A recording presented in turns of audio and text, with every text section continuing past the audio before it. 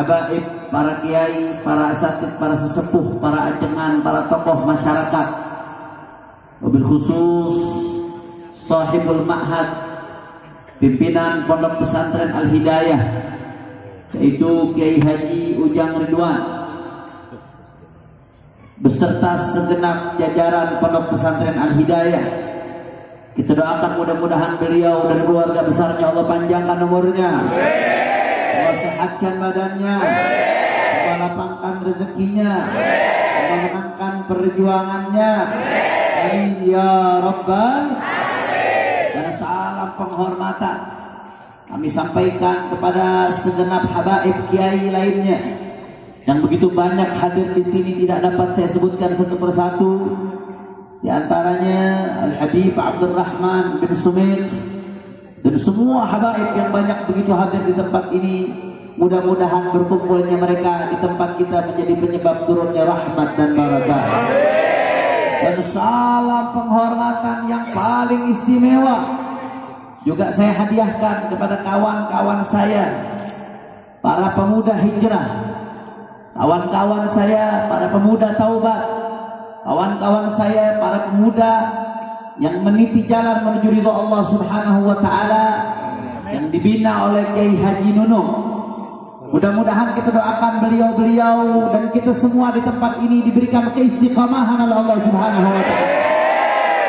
Begitu pula salam penghormatan yang teristimewa saya hadiahkan kepada hadirin hadirat, muslimin muslimat, mukminin mukminat yang hadir pada malam hari ini. Semua angkat tangannya, kita minta sama Allah, mudah-mudahan tidaklah kita keluar dari tempat ini kecuali semua dosa kita diampuni oleh Allah.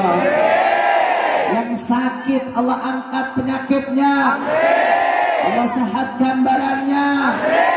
Semua yang hadir dilapangkan rezekinya, digabul hajat-hajatnya.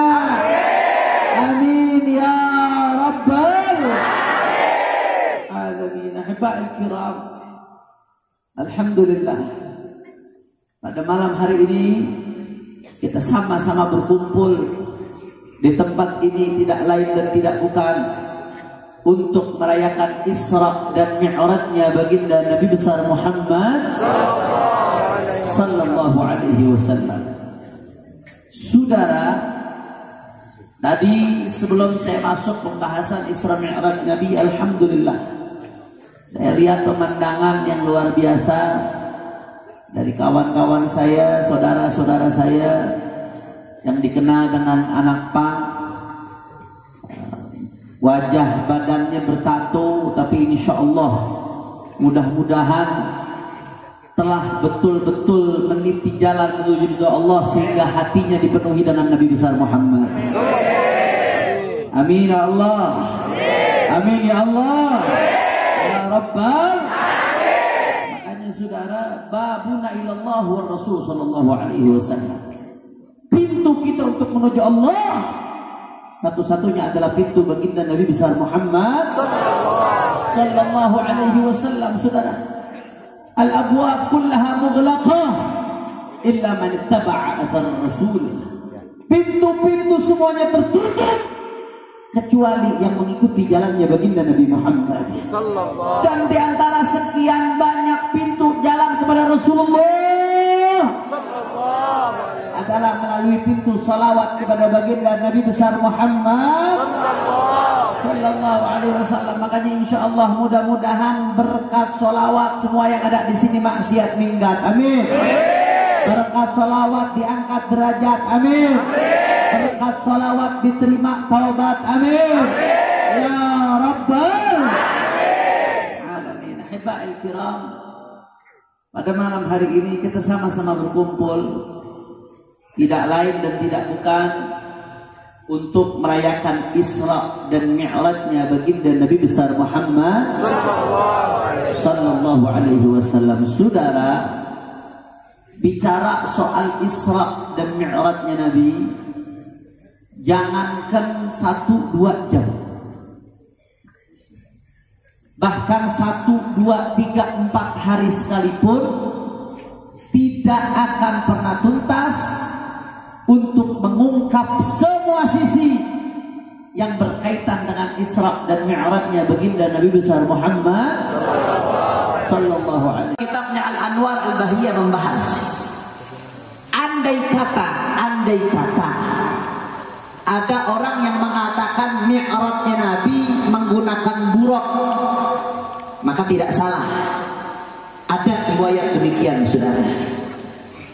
Ada riwayat demikian. Tapi al-masyhur as-sahih, kata Abu Yazid Muhammad bin Alawi Al-Maliki, menurut pendapat yang paling masyhur di kalangan ulama hadis, pendapat yang paling sahih di kalangan ulama Ahlus Sunnah wal Jamaah, saudara, ternyata Rasulullah buraqnya hanya sampai ke Masjidil Aqsa saja. Mi'raj Nabi tidak lagi menggunakan buraq, saudara. Lantas menggunakan apa, Habib? Ternyata Mi'rajnya yang menggunakan Mi'raj itu sendiri. Maksudnya apa Mi'rajnya menggunakan Mi'raj itu sendiri? Karena yang namanya Al-Mi'raj itu diambil dari kata araja ya'ruju urujan, artinya naik. Ketika berubah menjadi lafaz Mi'raj, kata Abu Yazid Muhammad, huwa sullamur rabbani alladhi alaihi al-uruju ila as-sama'. Mi'raj adalah tangga rohani, saudara. Mi'raj adalah tangga rohani yang Rasulullah naiki untuk menuju langit pertama, kedua, ketiga, dan seterusnya, saudara. Jadi Mi'rajnya Nabi tidak menggunakan buraq. Buraq hanya berhenti sampai ke Masjidil Aqsa. Mi'rajnya Nabi menggunakan tangga yang Allah ciptakan dengan kudrat iradahnya, menurut pendapat yang paling kuat, riwayat yang paling masyhur, sampai ke langit ketujuh. Alhamdulillah. Kira-kira sampai sini jelas atau tidak? Paham atau tidak? Sadayana parantos ngartos. Alhamdulillah. Jadi Rasulullah Isra menggunakan, orang kompak, Rasulullah Isra menggunakan buraq, kemudian Mi'raj menggunakan tangga Rabbani yang bentuknya wallahu a'lam hanya Allah dan nabinya serta malaikatnya yang tahu, tapi itu pendapat yang paling kuat di kalangan ulama hadis. Alhamdulillah. Saudara, singkat cerita, saya langsung masuk ketika Rasul sallallahu alaihi wasallam sampai ke langit pertama, saudara. Ketika Nabi sallallahu alaihi wasallam sampai ke langit pertama, ketika itu Rasul sallallahu alaihi wasallam dibawa oleh malaikat Jibril. Malaikat penjaga langit pertama bertanya kepada malaikat Jibril, "Wahai Jibril, siapa yang ikut bersamamu?" Malaikat Jibril menjawab, "Saudara, yang ikut bersamaku adalah Rasulullah Muhammad." Saudara, Anda tahu bagaimana responnya penduduk langit pertama, para malaikat mendengar Rasulullah datang, saudara? Genggam gempita, gembira luar biasa. Ni'mal maji'u ja', ni'mal maji'u ja'. Sebaik-baiknya tamu telah datang, sebaik-baiknya orang yang datang telah datang. Gembira langit pertama menyambut Rasulullah. Allahumma shalli ala Muhammad. Bahkan nggak sampai di situ, sudah di langit pertama juga ada Nabi Allah Adam alaihi salam. Nabi Allah Adam pun ikut menyambut Rasulullah. Marhaban bil khalifatis salih wal ibni salih. Selamat datang duhai penerusku yang saleh, dan selamat datang duhai anakku yang saleh. Nabi Allah Adam begitu gembira menyambut cucunya baginda Nabi besar Muhammad sallallahu alaihi wasallam. Makanya saudara, saya heran kalau ada orang yang kepanasan, gerah ketika ada yang membacakan kisah Isra Mi'rajnya Nabi, saudara. Malaikat gembira menyambut Mi'rajnya Rasulullah. Para nabi gembira menyambut Isra Mi'rajnya Rasulullah. Kalau para nabi gembira menyambut Mi'raj Rasulullah, malaikat malaikat gembira menyambut Mi'raj Rasulullah. Berarti kalau yang kepanasan dengan Mi'rajnya Nabi siapa? Kurang kencang siapa? Setan, saudara. Betul betul. Betul betul. Masya Allah, gembira luar biasa. Makanya insya Allah di kampung ini dapat berkahnya bagi Nabi Muhammad. Amin ya Allah. Ya Rabbal. Luar biasa saudara, gengkap gempita malaikat menyambut kedatangan Rasulullah. Bahkan gak sampai di situ saudara. Ketika Nabi di langit pertama, ketika itu Rasul Sallallahu Alaihi Wasallam nengok ke kanan dan ke kiri. Setiap Nabi nengok ke kanan, Rasul Sallallahu Alaihi Wasallam melihat arwah thayyibah zakiyah. Rasul Sallallahu Alaihi Wasallam melihat ruh-ruh yang begitu harum semerbak wangi luar biasa saudara. Tapi sebaliknya, ketika itu Nabi Sallallahu Alaihi Wasallam madha hunaihatan. Rasul Sallallahu Alaihi Wasallam maju sedikit. Rasulullah nengok ke kiri, fa idza bi akhwinatin 'alaiha lahmun musyarrahun lam yaqrabu ahad. Ternyata di sebelah kiri itu saudara, Nabi lihat ada satu nampan, satu wadah makanan. Di atas wadah makanan tersebut ada daging yang sudah dipotong-potong. Nikmat, lezat, siap saji, tapi tidak ada satupun yang mendekati saudara. Tidak ada satupun yang mendekati mengambil daging tersebut. Sebaliknya saudara, di sampingnya ada sebuah nampan yang di atasnya ada daging-daging busuk, daging-daging yang bau, daging-daging yang rusak. Tapi anehnya, fihi unasun ya'kuluna minhu, ada sekelompok orang berebut makan daging busuk tersebut. Saya mau tanya orang Pelabuhan Ratu, saya mau tanya, pemandangan seperti ini wajar atau tidak? Aneh atau tidak? Bahkan dalam riwayat lain disebutkan ada satu nampan, di atasnya daging-daging yang lezat, nikmat, enak luar biasa. Di sekelilingnya ada bangkai-bangkai saudara. Apa yang terjadi? Ibadah Allah. Itu daging yang nikmat, lezat, nggak ada yang colek, nggak ada yang makan, tidak ada yang ambil. Sebaliknya, justru daging yang busuk, bangkai-bangkai itu diperebutkan saudara. Saya mau tanya, pemandangan seperti ini aneh atau tidak? Aneh. Wajar atau tidak? Wajar saudara. Kalau orang wajar, orang normal pasti milih daging yang enak dari daging yang busuk, betul? Daging yang lezat dari daging yang rusak, betul? Itu orang wajar. Tapi ini yang Allah perlihatkan ke Nabi, di neraka ada sekelompok orang yang lebih memilih makan daging busuk, berebut daging busuk daripada yang nikmat. Makanya Nabi heran Pak Bu. Nabi tanya ke malaikat Jibril, ya Jibril, man haula? Wahai Jibril, siapa tuh mereka yang lebih memilih daging busuk daripada daging yang enak? Siapa gerangan mereka wahai Jibril? Apa kata malaikat Jibril saudara? Ya Rasulullah, haula min ummatika yatrukuna al-halal wa ya'tuna al-haram. Ya Rasulullah, mereka sekelompok daripada umatmu ya Rasulullah. Apa yang mereka lakukan? Allah sudah berikan yang halal, Allah sudah kasih jalan untuk dapat yang halal, tapi yang halal ditinggalkan, malah ngambil yang haram saudara. Saya mau tanya, yang model seperti ini ayat ente? Ayat ente?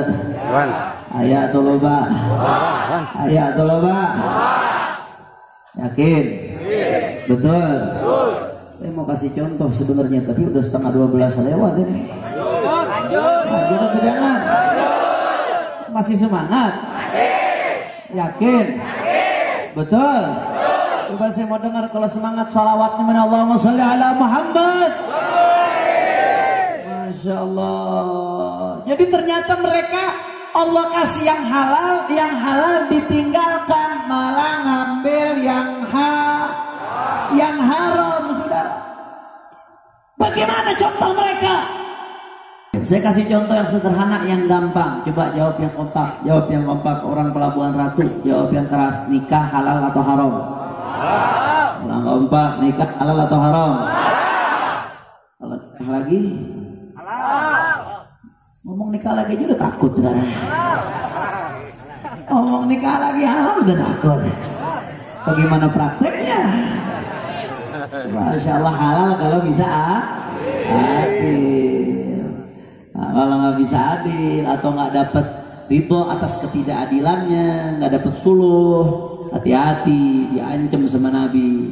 Ja'a yaumal qiyamah wa shiqquhu ma'il. Orang kalau poligami tapi nggak adil, dalam hadis diancam sama Nabi, di hari kiamat nanti ngesot-ngesot, miring-miring jalannya. A'udzubillah min dzalik. Kecuali kalau dapat suluh, ketidakadilannya diridhoin, itu lain cerita tuh. Nah, mudah-mudahan Allah kasih kekuatan yang nikah lagi nih. Amin ya Rabbal.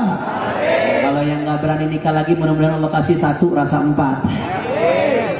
Amin ya Rabbal. Sudah. Jawab yang kompak, jawab yang keras. Nikah halal atau haram? Kurang keras, nikah halal atau haram? Pacaran halal atau haram? Halal atau haram? Tapi yang lebih milih pacaran dari nikah, ayah ente? Ayah loba? Padahal Allah sudah kasih yang halal, mudah, gampang, berkah, tapi lebih milih pacaran yang haram. Hati-hati saudara. Jangan sampai termasuk apa yang disabdakan oleh Nabi, termasuk mereka yang meninggalkan yang halal lalu mengambil yang haram, termasuk yang menghamaki di neraka. Na'udzubillah min. Yang sudah pernah melakukan bertobat, minta ampun, istighfar kepada Allah. Yang sedang melakukan, segeralah berhenti dari melakukan. Yang pengen melakukan, batalkan niatnya. Karena kenapa? Karena Allah sudah kasih jalan yang halal. Nggak ada alasan bagi kita untuk melakukan yang haram. Na'udzubillah min. Apalagi mohon maaf. Kadang-kadang saya sedih, sudah. Kadang-kadang ini ada yang pacaran tapi modusnya pacaran Islami. Kita baru bangor. Pacaran modusnya pacaran Islami. Itu ayah pacaran Islami. Itu namanya kebiadaban yang dibalut dengan kesolehan. Betul. Bagaimana pacaran Islami? Ngirim inbox ke Facebook, manggilnya akhi ukhti. Assalamualaikum ukhti. Jawab ukhti, waalaikumsalam akhi. Ukhtinya nanya balik, akhi lagi ngapain? Kata akhi, lagi tahajud ukhti. Tahajud jawab pesan cewek je.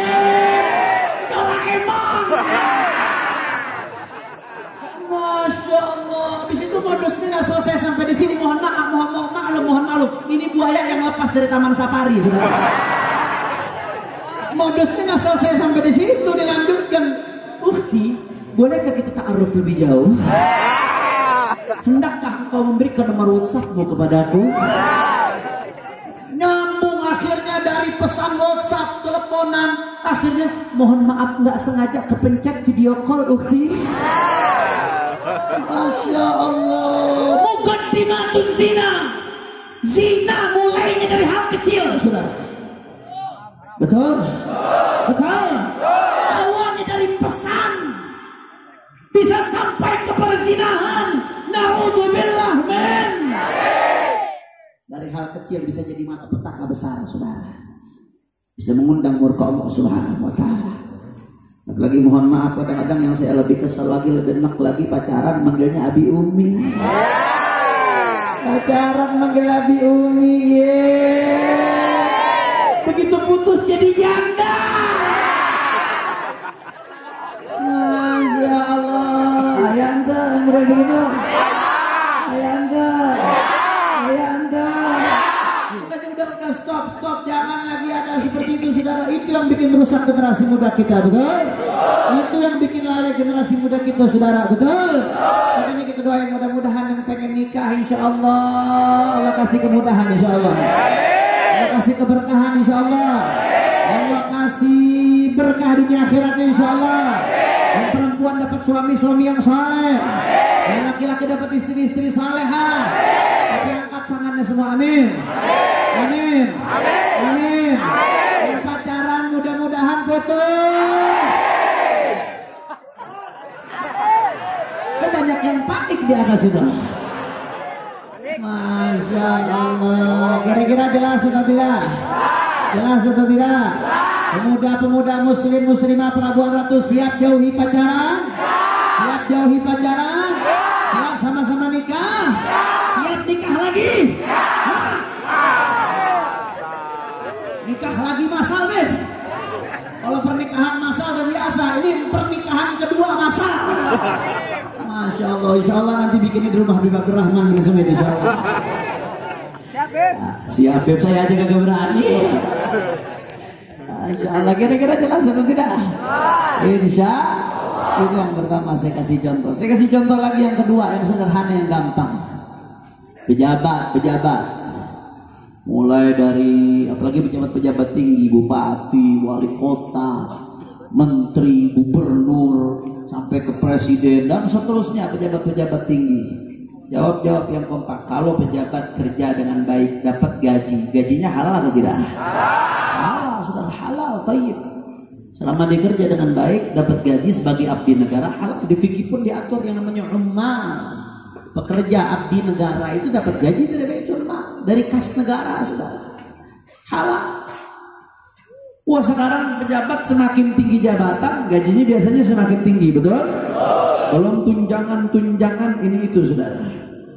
Tapi faktanya jawab yang kompak, meskipun pejabat digaji, bahkan banyak yang gajinya tinggi, tapi yang korupsi ayah ente. Ayah lo bang. Hati-hati saudara, jangan sampai termasuk yang disabdakan oleh Nabi. Ya'tunal haram wa yatrukunal halal. Dia meninggalkan yang halal. Allah sudah kasih gaji halal, thayyib, mubarak. Tapi dia tinggalkan yang halal karena ketamakan, karena kerakusan diambil yang haram, saudara. Hati-hati, saudara. Berapa banyak yang terdampak dari korupsi? Berapa banyak rakyat yang menjadi korban daripada dana yang dikorupsi, saudara? Kalau kezaliman person to person saja, naudzubillah min dzalik, misalkan saya punya kezaliman terhadap orang lain, satu orang person to person saya zalimi, saya berbuat dosa kepadanya, naudzubillah, misalkan saya riba, atau saya caci, saya hina, saya maki, atau saya rampas hartanya, atau saya rampas haknya, itu nggak main-main, sudah. Itu bisa bikin bangkrut di hari kiamat. Bagaimana Rasulullah SAW menceritakan tentang al-muflis, orang yang bangkrut. Orang yang bangkrut bukan yang nggak punya dirham, bukan yang nggak punya dinar, bukan. Tapi orang yang bangkrut, dia di hari kiamat, dia membawa pahala salat, membawa pahala saum, puasa, membawa pahala sedekah. Tapi ternyata lisannya dia nggak jaga, lisannya mencaci fulan, lisannya menghibah fulan, lisannya memfitnah fulan. Apalagi kalau yang difitnah ulama, apalagi kalau yang difitnah dzurriyyat Rasulullah. Dia merampas hak fulan, dia mendolimi fulan, dia bawa itu amalan banyak, pahala banyak, tapi karena lisannya tidak dijaga, tangannya tidak dijaga, sudah. Apa yang terjadi? Muflis, bangkrut, sudah. Nabi yang mengatakan, bukan saya. Nabi yang mengatakan bangkrut. Pahalanya diberikan kepada orang yang dizalimi. Kalau pahalanya sudah habis, maka dosa orang yang dizalimi diberikan kepada orang yang menzalimi, saudara. Maka jangan sekali-kali Anda berdosa kepada manusia. Jangan sekali-kali ada hukukul ibad yang menjadi tanggung jawab kita. Berat, saudara. Kalau antar orang saja berat, bagaimana kalau korupsi? Yang dizalimi dengan korupsi ratusan ribu orang, jutaan orang, puluhan juta orang, betul. Masya Allah. Di dunia boleh gagah, di dunia boleh dia pakai jas, di dunia boleh dia terlihat hebat, di dunia saudara boleh dia dengan pengawal, dia sombong, tapi Tapi manakala korupsi, coba-coba merampas duit rakyat, saudara, tempatnya di neraka, hina, tina, makan bangkai, saudara. Na'udzubillah min dzalik. Mudah-mudahan Allah jaga pejabat-pejabat kita. Allah berikan taufik dan hidayah untuk amanat, menjaga amanat rakyat. Dan mudah-mudahan kita juga dijadikan rakyat yang bertakwa kepada Allah. Amin ya Rabbal. Hati-hati, saudara, ini bukan masalah mudah. Meninggalkan yang halal padahal Allah sudah kasih jalannya, malah mengambil yang haram. Na'udzubillah min. Na'udzubillah min dzalik. Oleh karena itu, saudara, Nabi kasih peringatan kita seperti ini bukan buat nakut-nakutin kita, saudara. Bukan buat apa? Intinya Allah memperlihatkan ini kepada Nabi supaya ini jadi peringatan buat kita. Araftu syarr la li syarr walakin litawaqqihi. Wa man lam ya'rif syarra min al-khair waqa'a fi. Kadang-kadang kita butuh untuk mengetahui sebuah keburukan. Tujuannya bukan supaya kita melakukan keburukan tersebut, bukan supaya kita terjeblos dalam keburukan tersebut, tapi supaya kita bisa menghindari keburukan tersebut. Karena orang yang tidak bisa membedakan antara kebaikan dengan keburukan, dia tidak tahu mana yang buruk, sehingga tidak bisa membedakan mana baik yang buruk, maka dia akan terjebak di dalam keburukan, saudara. Tapi kasih tahu kita ini tidak lain dan tidak bukan supaya kita selamat, saudara, supaya kita terhindari dari kelompok tersebut kepada Allah. Oleh karena itu, bagaimana caranya supaya kita terhindari, tidak termasuk kelompok yang mengambil haram, meninggalkan yang halal? Selain akan meningkatkan ketakwaan kita kepada Allah, tidak ada cara lain, saudara, supaya kita bisa menghindari tersebut adalah dengan mengetahui mana yang halal, mana yang haram, saudara. Dan kita tidak bisa mengetahui mana yang halal, mana yang haram kecuali dengan ilmu. Kalau sudah tahu ilmunya, mana yang halal, mana yang haram, baru kita bisa ambil yang halal, baru kita bisa tinggalkan yang haram. Kalau tidak tahu ilmunya, bagaimana kita bisa membedakan, saudara? Kalau tidak bisa membedakan, bagaimana kita bisa memilih mana yang halal, mana yang haram ibadah Allah? Makanya nggak ada jalan lain kecuali ilmu. Dan tidak ada jalan lain untuk mengetahui ilmu, innamal ilmu bitta'allum, kecuali dengan belajar, nyantri. Dan tidak ada jalan untuk belajar kecuali dari para habaib, para alim ulama, para kiai, para ajangan yang sanad keilmuannya bersambung kepada baginda Nabi besar Muhammad. Hanya kepada mereka, saudara. Kita nggak nututi Rasulullah, kita nggak nututi para sahabat. 1400 tahun yang lalu sudah berlalu, sudah. Tapi kita diwarisi para ulama, para pewaris Nabi. Dari mereka kita bisa tahu halal haram, saudara. Dari ulama-ulama yang istiqamah, ulama-ulama yang lurus, ulama-ulama yang wara, ulama yang mengatakan hak itu hak, yang batil itu batil, ulama yang mengatakan halal itu halal, haram itu haram. Ulama, saudara, yang betul-betul lurus menyampaikan kebenaran apapun resikonya. Ulama ahlus sunnah wal jamaah yang rela mempertaruhkan nyawa, harta, segalanya untuk takbir, takbir, takbir. Makanya nggak ada jalan, saudara, kecuali belajar dengan para ulama. Rasul sendiri yang mengatakan, man yuridillah bihi khairan yufaqihu fid-din. Kalau Allah sudah menginginkan kebaikan untuk seseorang, maka tidak ada lain, Allah akan tuntun dia untuk bisa memahami agama, saudara. Makanya Imam Al-Ghazali sampai mengatakan, kita ini di zaman fitnah, penuh cobaan, fitnah kita ilailil mudlim, fitnah seperti potongan-potongan malam yang gelap gulita, saudara. Fitnah luar biasa. Yang halal dijadikan haram, yang haram dijadikan halal, yang hak dianggap batil, yang batil dianggap hak. Betul, betul. Yang baik dianggap penjahat, yang penjahat dianggap baik. Betul. Yang lurus dianggap kriminal, yang kriminal dianggap lurus. Sebagaimana digambarkan oleh Nabi, asbahal munkaru ma'rufan wal ma'rufu munkaran. Di zaman kemunkaran dianggap sebagai sebuah yang ma'ruf. Kema'rufan sebaliknya dianggap sebagai sebuah kemunkaran.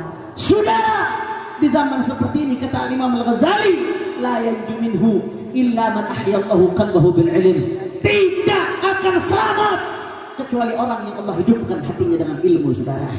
Al-Imam Al-Ghazali enggak mengatakan orang yang mengetahui ilmu, bukan. Karena kalau sekedar mengetahui ilmu, berapa banyak orientalis, orang-orang barat yang mempelajari Islam disebut orientalis. Mereka kafir, saudara. Mereka nggak percaya dengan Allah, mereka nggak percaya dengan Rasulullah, tapi mereka hafal Quran, mereka hafal banyak hadis, mereka bikin banyak tulisan sampai ada ensiklopedia hadis, saudara. Luar biasa. Mereka bahkan banyak yang lebih alim dari kita, saudara. Tapi ilmunya hanya surah, ilmunya hanya sekedar materi, tidak menghidupkan hati. Ilmunya hanya sampai ke otak, hafalan, tidak sampai menembus relung-relung jiwa sehingga menghidupkan iman, saudara. Tapi kita alhamdulillah, Allah kasih hidup di kalangan ulama, habaib, kiai, asatid yang ahlus sunnah wal jamaah, sehingga kita diajarkan cinta Allah, cinta Rasulullah, cinta para nabi, cinta ahlul bait, cinta keluarganya Nabi, cinta sahabatnya Nabi. Saudara, ilmu yang bisa seperti ini hanya ilmu yang menghidupkan hati, saudara. Ilmu yang membuat hati yang keras menjadi lembut, ilmu yang membuat hati yang kaku menjadi penuh dengan rasa cinta, saudara. Oleh karena itu, ibadallah, saya di berbagai tempat saya ingatkan di berbagai tempat. Silahkan tanya asisten saya yang selalu mendampingi saya. Saya ingatkan di berbagai tempat, saudara. Demi Allah, saya senang kalau tabligh akbar seperti ini ramai. Saya senang Isra Mi'raj ramai. Saya senang kalau maulid ramai. Alhamdulillah. Hari-hari besar Islam hidupkan, syiarkan, penting. Di situ ada konsolidasi umat. Di situ ada ilmu yang diberikan oleh para ulama. Di situ ada hujan rahmat. Di situ ada hujan ampunan. Di situ ada hujan daripada inayah dari Allah Subhanahu wa taala. Tapi saudara, demi Allah, saya jauh lebih senang kalau majelis taklim yang ramai, saudara. Demi Allah, saudara, saya senang tabligh akbar ramai. Ramaikan, siarkan. Wajib kita mengagungkan syiar Allah. Tapi demi Allah, saya jauh lebih senang kalau majelis taklim yang ramai, saudara. Kenapa? Karena sebagaimana jasad kita butuh makanan setiap hari, hati kita juga butuh makanan setiap saat, saudara. Jasad makanannya nasi dan berbagai makanan lainnya, tapi hati makanannya adalah ilmu, saudara. Jasad akan mati kalau tidak diberikan makan, hati pun akan mati kalau tidak diberikan makanannya. Sebagaimana jasad tidak cukup hanya dikasih makan setahun 3 kali 4 kali di hari besar Islam, begitu pula hati kita. Karena kebutuhan kita banyak, saudara. Kita diberikan kewajiban untuk mengetahui apa-apa yang Allah tuntun kepada kita di setiap keadaan. Di tabligh akbar bagus, dibangkitkan serak, tapi nggak semua kita dapat di tabligh akbar, saudara. Kita wajib tahu ilmu wudu. Apa diajarkan di tabligh akbar? Tidak. Kita wajib tahu ilmu sholat, hukum-hukum berkaitan dengan sholat, puasa, haji. Kita diwajibkan untuk tahu ilmu yang berkaitan dengan muamalah, transaksi jual beli, pinjam meminjam, supaya harta yang kita dapatkan halal. Karena kalau yang didapatkan sudah haram, maka semuanya akan rusak. Ibadahnya akan rusak, perilakunya akan rusak, keturunannya akan rusak. Dari mana kita bisa tahu yang kita dapatkan halal? Hanya dengan ilmu transaksi, saudara. Ilmu yang berkaitan dengan muamalah, supaya kita bisa menghindari riba, supaya kita bisa menghindari jual beli yang diharamkan oleh Allah Subhanahu wa taala. Ilmu yang berkaitan dengan pernikahan, kita berkeluarga, tapi berapa banyak di antara kita yang tidak tahu dia sudah mengucapkan kalimat talak, saudara. Berapa banyak jatuh talak tanpa dia tahu hukumnya, bukan karena tidak sadar, tapi karena tidak mengerti. Akibatnya fatal. Berkaitan dengan keturunan statusnya. Berkaitan dengan status berhubungan setiap harinya, saudara. Ini cuma kita dapatkan di majelis taklim, cuma kita dapatkan di pesantren, cuma kita dapatkan di majelis ilmu. Makanya saudara, saya minta yang ada di sini, kalau Anda mau lebih dekat dengan Rasulullah, kalau Anda mau lebih dekat dengan Nabi, maka jangan jauh-jauh dari majelis ilmu, saudara. Jangan jauh-jauh dari para ulama, jangan jauh-jauh dari para ajangan, jangan jauh-jauh dari para kiai. Ambil ilmunya. Kalau nggak bisa setiap hari, minimal seminggu 2 kali. Kalau nggak bisa seminggu 2 kali, minimal seminggu sekali. Kalau tidak bisa seminggu sekali, bohong, dusta. Kenapa saya katakan bohong? Buktinya waktu buat main handphone masih ada, betul? Waktu buat nongkrong ngobrol masih ada, betul? Waktu buat duduk di pantai masih ada, betul? Waktu buat berbincang-bincang yang tidak bermanfaat masih ada, betul? Bohong kalau kau mengatakan tidak punya waktu untuk menuntut ilmu. Saudara, demi Allah, umat ini tidak akan pernah bangkit selama ilmu tidak hidup, saudara. Tapi kalau umat ini sudah menghidupkan ilmu sebagaimana menghidupkan syiar, demi Allah, kita akan bangkit menjadi umat yang hebat mengalahkan siapapun.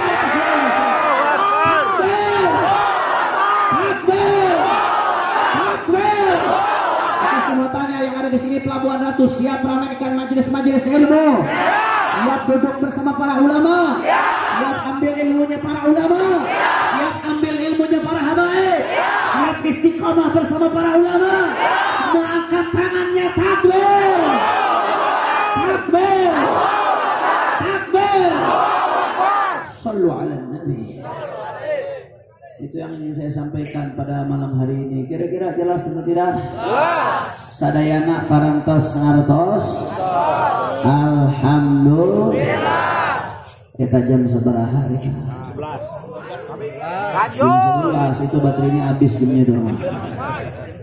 Udah mau jam 12. Kalau di Jakarta ini jam 12 bengkang baru dandang. Maksud tablik akbar kalau mau bencong. Betul. Kira-kira lanjut jangan? Lanjut jangan? Udah malam. Lanjut. Kita barudak ngantuk kita. Ngantuk. Lanjut. Masih semangat? Yakin? Betul. Allahumma sholli ala Muhammad. Allahumma sholli ala Muhammad. Masya Allah. Baik, saudara, yang kedua yang ingin saya bahas pada kesempatan kali ini, ada sedikit informasi perjuangan. Perhatikan baik-baik secara utuh, secara lengkap. Hari Jumat yang lalu, kami dari berbagai ormas Islam baru saja menggunakan hak konstitusi kami untuk menyampaikan pendapat. Itu bahasa hukumnya demo. Kalau bahasa syariatnya amar ma'ruf, wasilah, hanya perantara, saudara, yang dijamin oleh undang-undang. Nah, Jumat yang lalu kami melakukan demonstrasi, menyampaikan pendapat, protes di depan Kementerian Agama Republik Indonesia. Ada 2 hal, perhatikan baik-baik, yang kami soroti. Yang pertama, soal surat edaran menteri terkait pengeras suara masjid dan musola. Perhatikan baik-baik. Pembahasan soal ini saya bagi menjadi 2. Yang pertama soal adzan, yang kedua selain adzan. Soal adzan di surat edaran tersebut silakan Anda baca yang lengkap, Anda baca yang utuh supaya tidak salah paham. Nggak ada larangan untuk adzan, hoax kalau ada yang bilang adzan dilarang. Wah, kalau adzan dilarang ngajakin perang namanya, saudara. Betul. Nggak ada larangan adzan, nggak ada. Tapi ada pembatasan volume azan. Saudara, saya setuju adzan itu ada adabnya, ada akhlaknya, ada tata caranya. Ada hukum-hukum yang berkaitan dengan adzan. Di kitab fikih dibahas, di berbagai kitab fikih, saudara. Tapi jangan lupa, termasuk syiar yang paling penting yang berkaitan dengan azan adalah raf'us saut, adalah mengangkat suara. Artinya apa saudara? Adzan sesuai dengan artinya. Diambil dari kata adzana yu'adzinu, isim fa'ilnya muadzin. Adzan artinya pengumuman. Pengumuman masuknya waktu sholat, saudara. Pengumuman tersebut bagaimana caranya mencakup cakupan seluas mungkin, mencakup cakupan sejauh mungkin. Makanya saya nggak setuju kalau dibatas-batasi, saudara. Saya nggak setuju kalau diatur-atur. Ibadah Allah, saya jadi teringat tahun 2012. Saya setuju dengan sikap NU tahun 2012. Pada saat itu, saudara, Wakil Presiden Budiono melontarkan wacana pengaturan volume suara azan, saudara. Akhirnya apa? Begitu Wakil Presiden Budiono melontarkan wacana tersebut, para ulama menolak wacana tersebut. Di antara yang menolak adalah Nahdlatul Ulama, Kiai Haji Mutawakkil Allah, PWNU Jawa Timur, menolak wacana tersebut, saudara. Saya mau tanya, yang dilakukan NU saat itu bagus atau tidak? Orang kompak bagus atau tidak? Setuju atau tidak? Makanya saya juga harusnya seperti itu, saudara. Dan itu seharusnya bertahan sampai saat ini, sampai kapanpun. Kenapa demikian? Karena faktanya di tengah lapangan, ini wilayah dakwah beda-beda. Ada yang masjid sama masjid berdekatan, ada yang musola sama musola berdekatan, ada yang masjid dengan musola berdekatan. Tapi yang berjauhan antara masjid dan musola banyak atau tidak? Yang masjid dengan masjid jaraknya berjauhan banyak atau tidak?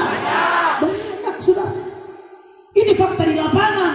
Kalau yang masjid dengan masjid berdekatan, musola dengan musola berdekatan, silahkan. Biasanya ada forum komunikasi masjid dan musola, ada dewan masjid setempat. Silahkan diatur bagaimana caranya supaya syahdu tidak terlalu berbenturan, saudara. Silahkan. Tapi permasalahannya di daerah yang masjidnya jarang-jarang, yang musolanya berjauhan, kalau dibatas-batasi, khawatir siarnya nanti tidak sampai, saudara. Kira-kira sampai sini jelas atau tidak?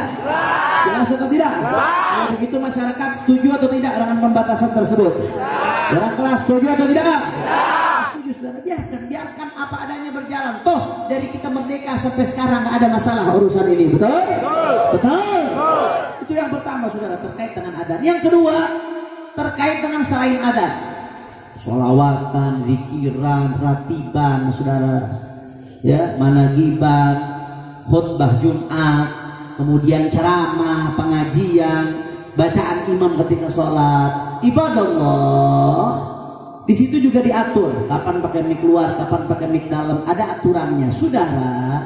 Saya tidak setuju kalau diatur-atur begini. Kenapa demikian? Karena realitanya di tengah lapangan kita ini beragam. Masyarakat kita ini beragam di Indonesia. Masalah penggunaan speaker di masjid, biarkan masing-masing dengan caranya, masing-masing dengan syiarnya. Kalau diatur-atur malah menjadi kekacauan, saudara. Saya kasih contoh. Ada sebagian saudara-saudara kita yang anti speaker, betul? Biarkan. Mereka guru-guru kita hormati, saudara. Saya angkat tangan untuk mereka, saya hormat kepada mereka. Saya ngisi di acara-acara mereka. Sering saya ngisi tanpa speaker, saya hormati orang setempat, saudara. Biarkan ini sudah berjalan. Mereka Asy'ari, Syafi'i, Sufi, kita hormati sikapnya, saudara, betul? Ini sudah berjalan, biarkan, saudara. Ada juga di antara masyarakat umat Islam di Indonesia masjid-masjid yang sering menggunakan speaker luar. Contoh seperti masjid-masjidnya NU. Saya ini lama di Pasuruan, di Kabupaten Pasuruan. Saya mondok di Bangil dulu, saudara, di Raci, Pasuruan, dari Rumah Dakwah. Sekitarnya lingkungan NU, saudara. Saya mondok di Gresik, Jawa Timur, di Manbaus Shalihin setahun. Ketika evakuasi Universitas Al-Ahqaf setahun saya di Gresik, di pondoknya NU, sekitarnya masyarakat NU. Itu luar biasa. Yang namanya manakiban, ratiban, sholawatan, zikir sebelum dan sesudah adzan, dan lain sebagainya, menggunakan mic keluar, saudara. Saya mau tanya yang seperti ini indah atau tidak? Indah atau tidak? Ini bagian dari keberagaman kita di Indonesia, saudara. Dan juga masjid-masjid yang serupa dengan itu, masjidnya Habaib Kiai yang Asy'ari, Syafi'i, Sufi, berapa banyak yang sering menggunakan mic keluar. Biarkan ini berjalan, saudara. Betul, betul. Masya Allah. Dan juga ada masjid saudara-saudara kita Muhammadiyah yang biasanya menggunakan speaker hanya adzan saja. Selain adzan, mereka bahkan zikirnya sendiri-sendiri, zikirnya sirron, gak jahron, zikirnya masing-masing. Biarkan, nggak usah ribut, saudara. Itu masalah furu'iyah, bukan masalah prinsip yang perlu diributkan, saudara. Artinya apa? Di negeri kita ini beragam. Di negeri kita ini soal penggunaan speaker heterogen. Ada macam-macam warna. Ada yang sama sekali gak pakai speaker. Ada yang siarnya menggunakan speaker. Ada yang penggunaan speakernya lebih cenderung terdikit. Biarkan ini berwarna. Biarkan ini jadi keindahan Indonesia.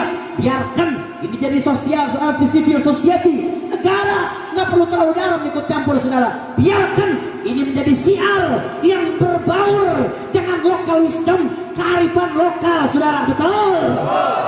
Masya Allah. Nggak perlu kalau diikut campuri terlalu dalam, nanti justru menimbulkan konflik. Makanya saya katakan, saudara, kalau di wilayah mayoritas muslim, minoritas non muslim, saudara, maka sebagaimana mayoritas muslimnya punya kewajiban untuk merangkul dan mengayomi minoritas, tapi minoritas muslimnya juga harus tahu diri dan tahan diri, saudara. Betul?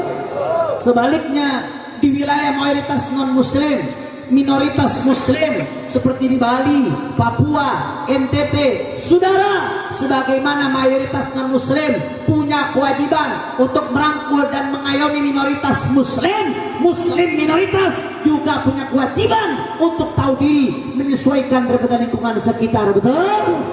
Itu namanya saling menghormati satu sama lain. Itu namanya Bhinneka Tunggal, Bhinneka Tunggal Ika. Itulah keberagaman kita. Betul? Kira-kira sampai sini jelas atau tidak? Jelas atau tidak?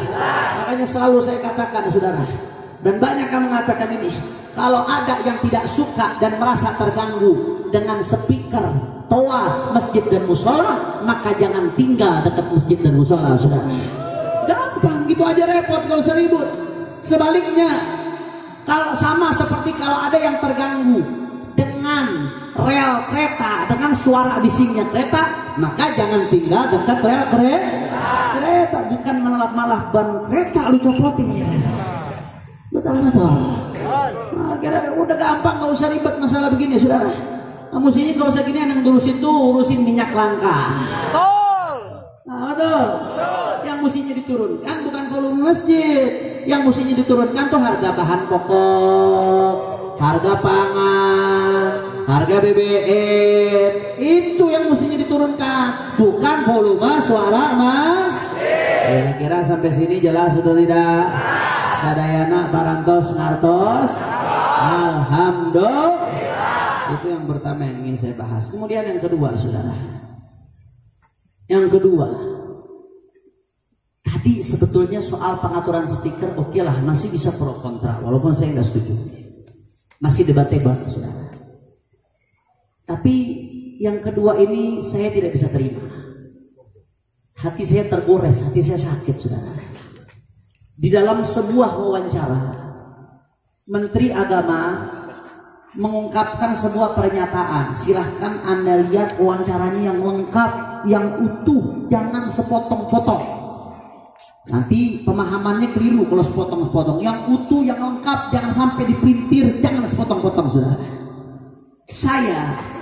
Setelah saya lihat secara utuh, secara lengkap, setelah saya lihat secara seksama, saudara, dengan pemahaman yang mendalam, saya mengambil kesimpulan. Intinya yang dia sampaikan, kesimpulannya, silakan Anda lihat yang lengkap, dan saya kira di sini hampir rata-rata sudah lihat, betul? Saya mengambil kesimpulan. Kesimpulannya, dia menyebutkan beberapa jenis suara. Ada suara yang keluar dari masjid dan musola, ada suara yang keluar dari rumah ibadah, dan dia juga menyebutkan sebagai contoh suara gonggongan, anjing. Intinya sama-sama suara dan perlu ditertibkan. Saya mau tanya Anda semua, setelah Anda melihat secara utuh, secara keseluruhan, saya mau tanya, pernyataan seperti ini pantas atau tidak? Layak atau tidak? Saya mau tanya umat Islam mendengar pernyataan menteri tersebut, sakit atau tidak? Resah atau tidak? Marah atau tidak? Masya Allah. Bagaimana dengan seorang menteri agama yang seharusnya mengayomi umat beragama, khususnya umat Islam sebagai mayoritas, saudara? Betul? Betul? Masya Allah. Oleh karena itu, saudara, saya nggak pakai banyak ngomong. Nggak pakai banyak ngomong, nggak usah nyari pembenaran, nggak usah nyari pembelaan. Tuntutan kami jelas. Yang pertama, taubat kepada Allah, saudara. Betul?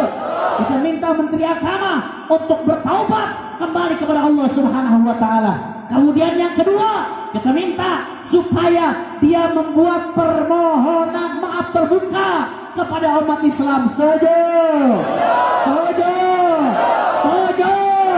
Dan yang ketiga, kita minta dia untuk mempertanggungjawabkan daripada ucapannya. Saudara, kami umat Islam, kami nggak demen ribut, saudara. Kami nggak demen ribut, kami nggak demen rame, kami tidak demen, saudara, umat Islam untuk gaduh, saudara. Tapi kalau tidak ada api, tidak akan ada asap, saudara. Betul? Kami umat Islam bagaikan lebah. Lebah memberikan madu, madu bermanfaat, madu lezat, madu nikmat. Begitu pula kami umat Islam. Kalau kami diperlakukan dengan baik, maka kami akan lebih baik, saudara. Tapi demi Allah, kalau Anda coba-coba ganggu lebah, Anda akan dikejar, Anda akan diantuk. Begitu pula umat Islam, kami umat Islam, manakala agama kami diganggu, agama kami dihina, syariat kami diganggu, syariat kami dihina, demi Allah, kaki jadi kepala, kepala jadi kaki, mati jadi saudara, kita benar untuk lagi Allah, saudara.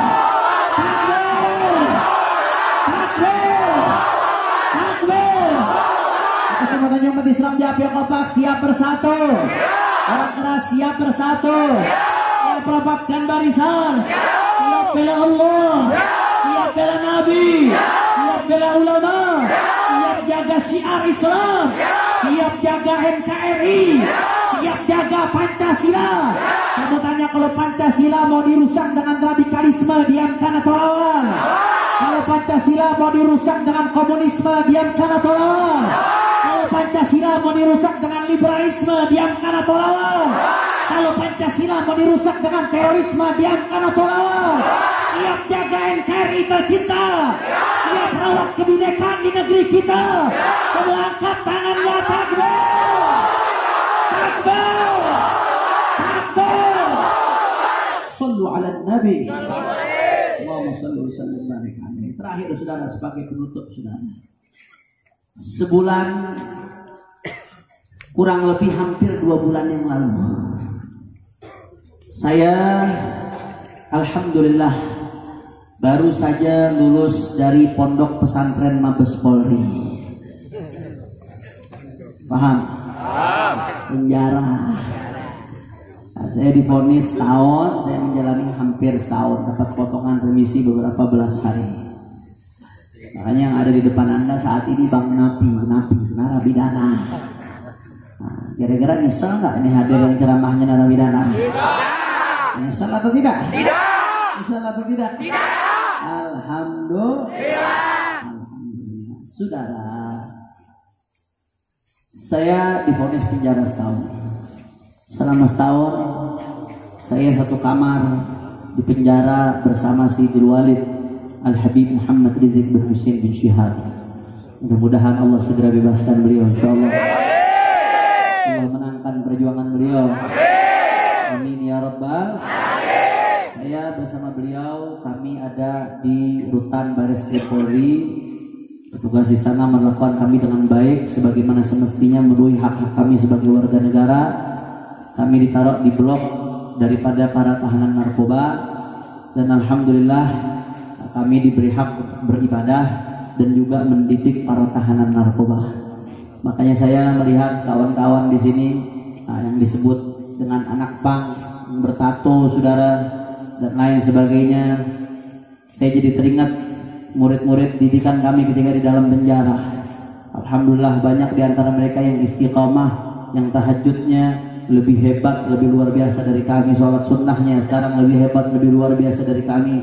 Cinta tanah airnya begitu luar biasa, istiqamahnya begitu luar biasa. Mudah-mudahan Allah jaga, Allah lindungi mereka. Amin. Mudah-mudahan berkat didikannya Sayyidul Walid Al-Habib Rizik Syihab mereka keluar menjadi orang-orang yang baik insyaallah. Dan kawan-kawan di sini mudah-mudahan istiqamah juga semuanya insyaallah. Meninggalkan apa yang dilarang oleh Allah Subhanahu wa taala. Amin ya rabbal alamin. Saudara ibadallah, makanya saya katakan saya ini keluar antara senang sama sedih. Senang karena tabiat basyariah. Saya sebagai manusia pasti pengen menghirup udara bebas. Senang bisa ketemu sanak famili, bisa ketemu keluarga, bisa ketemu ibu, anak, istri. Senang bisa bertemu Anda semua. Alhamdulillah. Mudah-mudahan sebagaimana Allah kumpulkan kita di dunia, Allah kumpulkan kita di akhirat. Bersama Rasulullah. Amin ya rabbal alamin. Wasallam. Saudara, di satu sisi saya senang, tapi di satu sisi saya sedih karena saya harus meninggalkan separuh jiwa saya di dalam. Yaitu Sayyidul Walid Al-Habib Muhammad Rizik bin Husain Syihab. Saya mau tanya, nggak pakai banyak ngomong. Saya mau tanya nih rakyat Indonesia yang hadir, betul? Jawab pakai hati nurani, sekeras mungkin yang Anda bisa. Sekeras itu pula jeritan hati nurani Anda. Jawab yang kompak. Beliau pantas atau tidak di penjara? Orang kompak Habib Rizik di penjara pantas atau tidak? Layak atau tidak? Layak atau tidak? Saya tanya beliau penjahat atau pahlawan? Penjahat atau pahlawan? Terhadap negeri ini beliau berdosa atau berjasa? Berdosa atau berjasa? Berdosa atau berjasa? Makanya pemimpin harus dengar suara rakyat. Rakyat tidak bohong. Rakyat berbicara seperti ini tidak ada kepentingan. Rakyat berbicara dari hati nurani, saudara, betul. Apa salah beliau terhadap negeri ini, saudara? Apa dosa beliau? Apa ada rakyat yang pernah dirampok hartanya, saudara? Apa beliau pernah korupsi ngambil duit rakyat? Apa beliau pernah menyakiti rakyat? Saudara, saya tahu betul beliau. Saya tahu persis beliau, saudara. Saya tahu setitik pun tidak ada ambisi kekuasaan di hati beliau, saudara. Jangankan ingin ngambil kekuasaan, mimpi buat jadi pejabat aja tidak ada beliau, saudara. Saya tahu betul beliau. Tidak ada ambisi harta. Kalau beliau mau kaya dari dulu sudah kaya, saudara. Tapi kenapa beliau sampai mati-matian berjuang sampai sedemikian rupa, sampai hijrah, sampai di penjara? Tidak ada tujuan lain. Cita-cita beliau pengen cuma negeri ini supaya baik, saudara.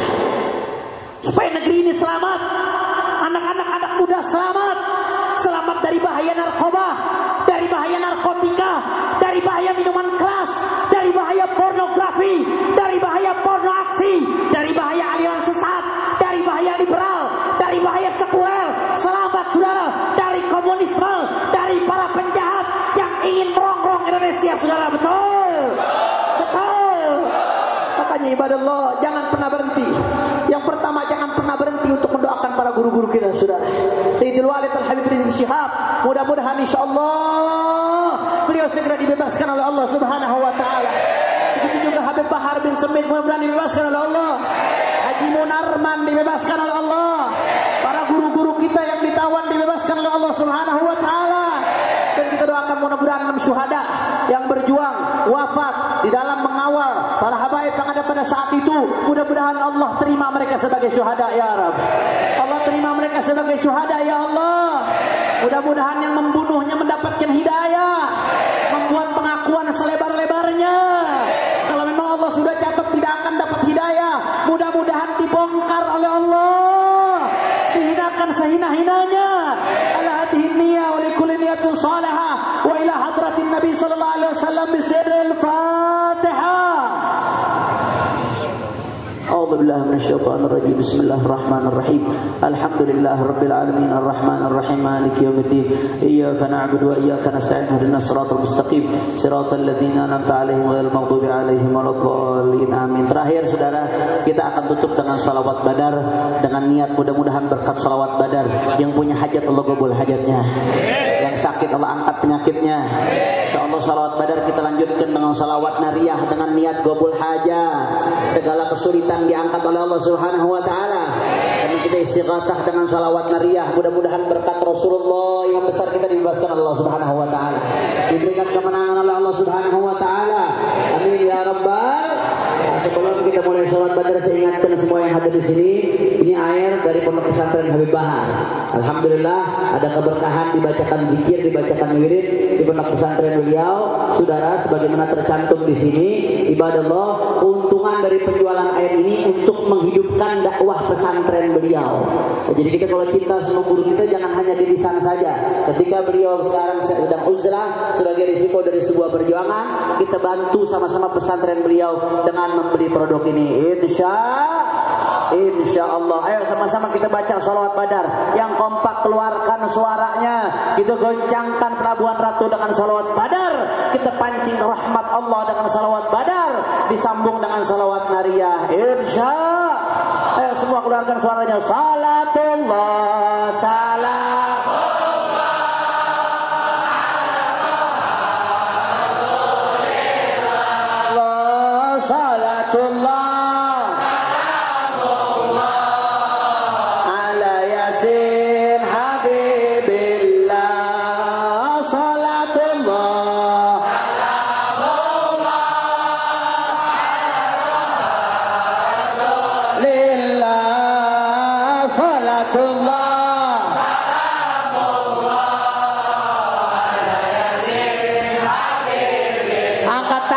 Sama Allah tawassalna billah wa bil hadi rasulillah tawassalna billah wa bil hadi rasulillah wa kulli mujahidin lillah bi ahlil badri ya Allah.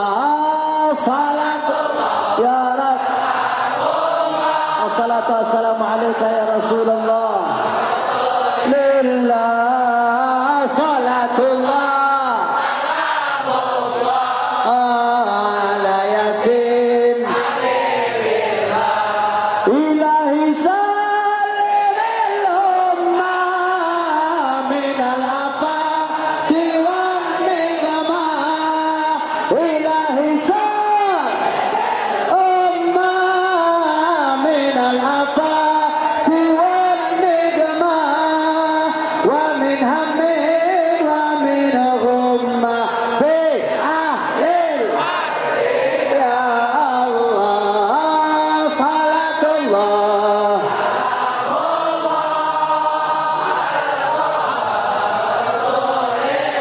Allah salatullah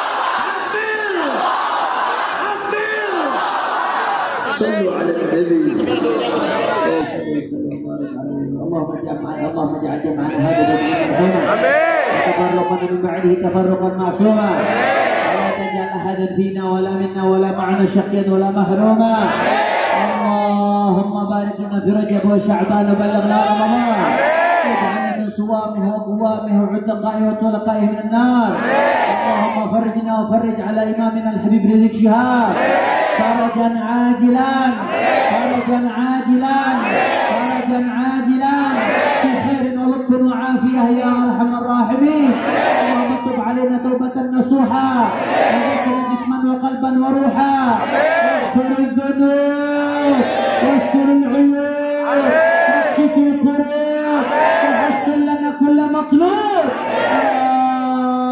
ارحم الراحمين يا ارحم الراحمين واغفر لنا ولوالدينا ولمشايخنا ولاحبابنا حاجات semua tundukan kepala, angkat tangan, minta semua hajat, insya Allah dikabulkan Allah Ta'ala.